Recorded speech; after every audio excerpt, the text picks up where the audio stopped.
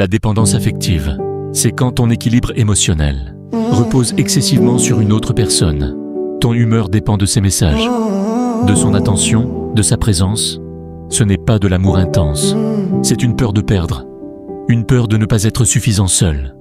Aujourd'hui, nous allons voir comment s'en libérer.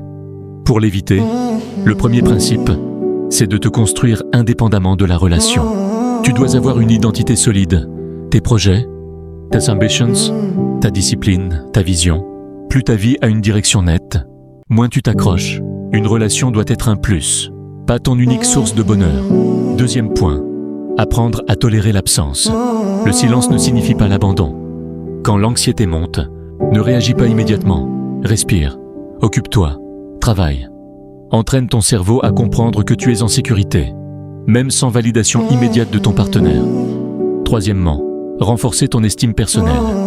Si tu as besoin que l'autre te rassure constamment, c'est que tu ne te rassures pas toi-même. Apprends à reconnaître tes qualités, tes progrès, tes forces. Quand tu te respectes, tu n'acceptes plus de supplier l'attention. Quatrième principe, garder une vie riche en dehors du couple. Amis, objectifs financiers, sport, apprentissage.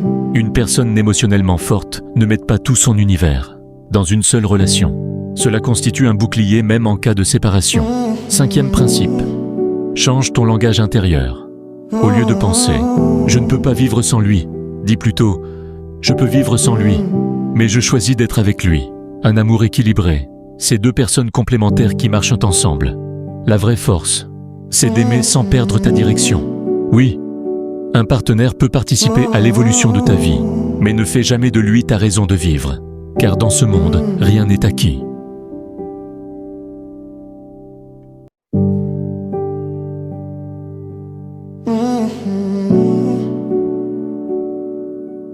Oh